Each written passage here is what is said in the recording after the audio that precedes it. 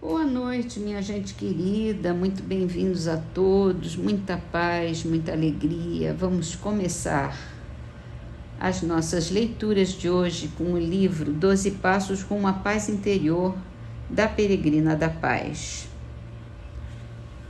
E a pergunta é assim: como eu posso realmente começar a viver a vida? E ela respondeu: eu, por exemplo, comecei realmente a viver a vida quando, diante de cada situação, me perguntava como poderia servir melhor. Aprendi que não deveria ser empurrada para o serviço, mas estar predisposta a ele. Constantemente eu podia oferecer a mão amiga, ou um sorriso amoroso, ou uma palavra de carinho. Aprendi também que é através de dar-se que se recebe as coisas dignas da vida. E aqui ela mostra a prática da lição de Jesus, do amor ao próximo, de ajudar aos outros, de dar o que a gente pode dar melhor de si mesmos, e que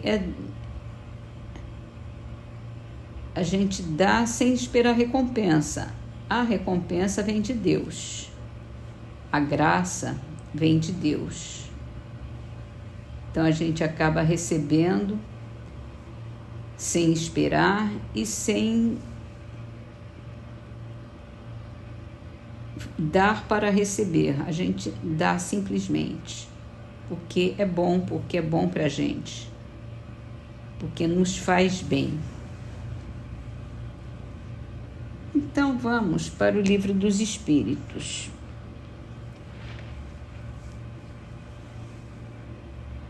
E Kardec perguntou: qual pode ser na Terra a missão das criaturas voluntariamente inúteis?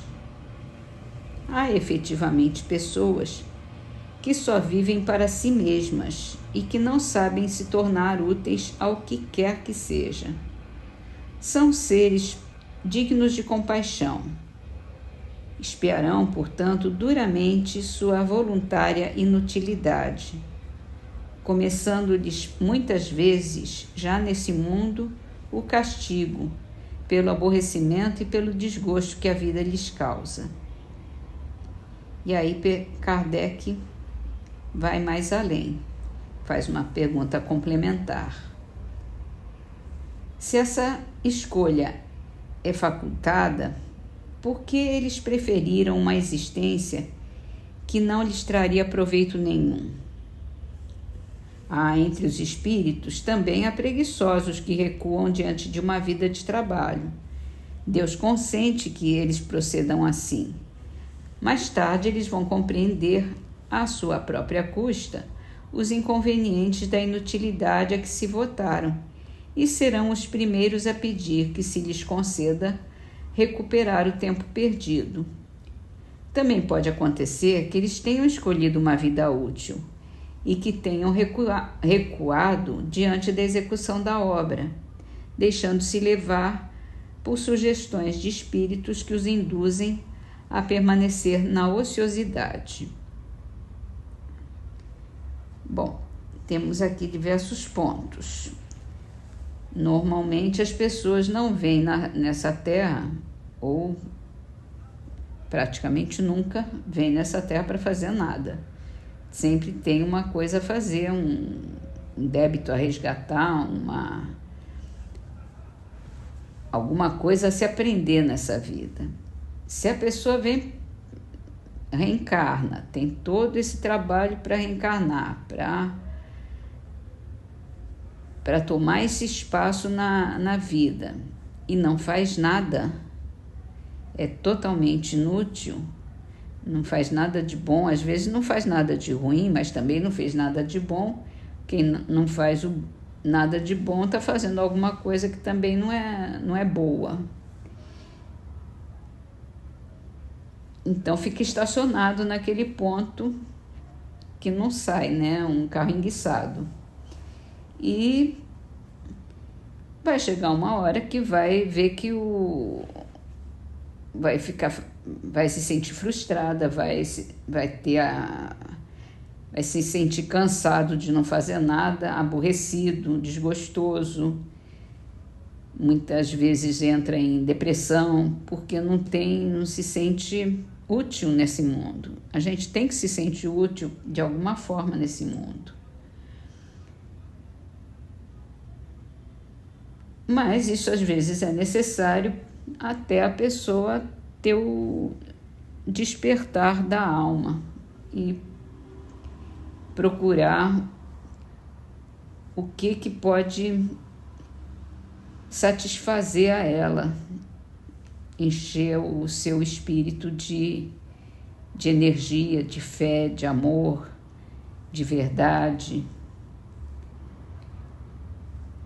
E vamos deixar essa história dos espíritos meio de lado, porque o espírito até pode induzir a ociosidade, mas a pessoa só entra na ociosidade se quiser.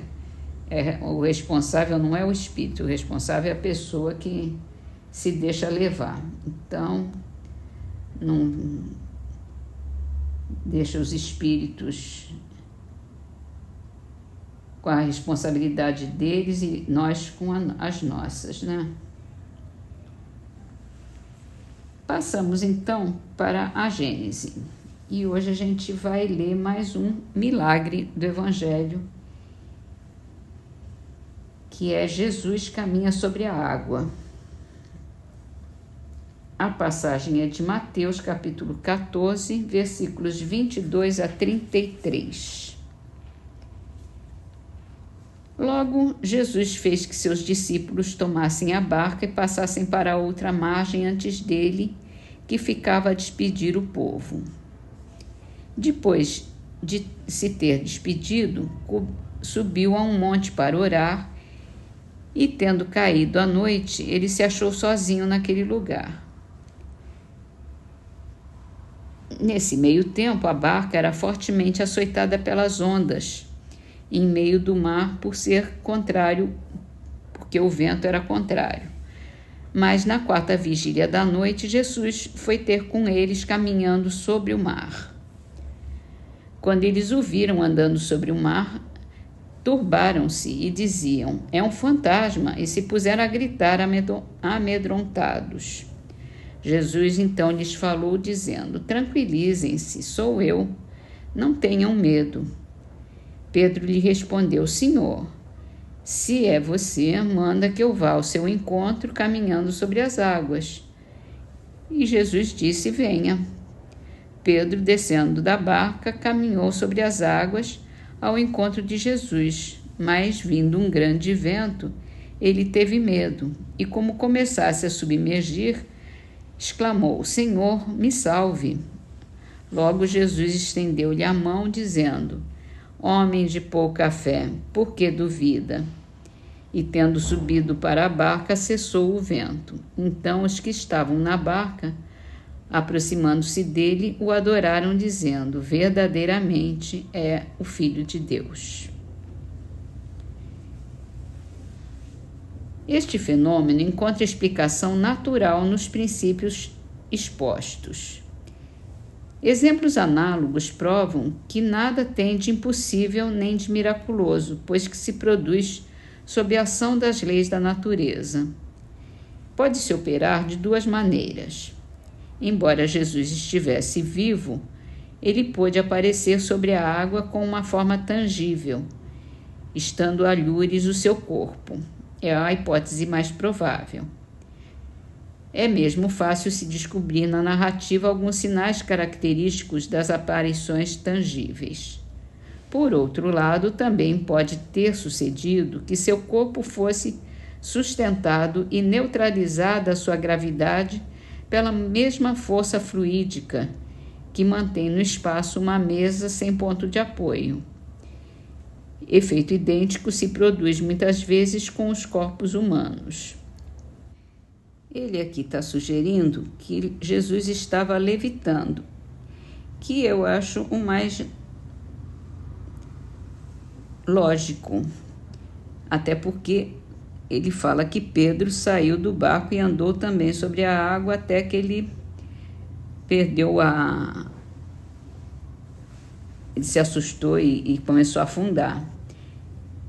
E Jesus lhe deu a mão e ele se levantou. E ele saiu e os dois entraram na barca, né? Então, isso não é impossível, a gente sabe disso. E o que ele está querendo dizer aqui nesse capítulo todo é que os milagres não são fenômenos fora das leis da natureza. Que o milagre, que é chamado de milagre porque seria um evento extraordinário fora das leis naturais, não é possível, não é existente, porque Deus não tem necessidade de fazer nada contra as próprias leis, que tudo que é feito está dentro da lei natural. A gente pode não saber, mas ela existe. Então, hoje, se alguém do início dos tempos, de 2000 anos atrás, estivesse vivendo no mundo hoje, ia achar tudo muito milagroso. Como é que uma televisão fala, como é que o telefone sem fio, que não tem muito tempo atrás, nada funcionava se não tivesse um fio.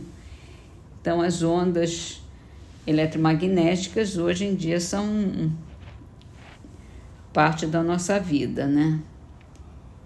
E agora até com inteligência artificial. Então, tem tudo uma sequência de evoluções aí que está tudo dentro das leis naturais, não está nada fora. Então, a gente tem que conhecer, tem que saber o que aconteceu exatamente para poder explicar aquilo, mas tudo é explicado. É isso que ele quer dizer aí. E assim vamos terminar as nossas leituras de hoje com a poesia de Amaral Ornelas. Está no livro Através do Tempo, psicografado por Chico Xavier. Espíritas irmãos, enquanto a sombra densa, em torvo escárnio a luz, envolve a gleba humana, ide e estendei na terra o bem que nos irmana, sem que a treva do mal vos desatine ou vença. Se o ódio e a incompreensão, o fel, a injúria e a ofensa perseguem-vos bramindo em triste caravana, abraçados à fé sublime e soberana, tende o dom de servir por vossa recompensa. Montanha acima, além de pântanos e escombros, ante o Cristo, avançai sustendo a cruz nos ombros, na exaltação do amor que ampara e regenera. Algemados à dor e à luta em toda parte, do fulgente clarão que vos cinge o estandarte, nascerá para o mundo o sol da nova era.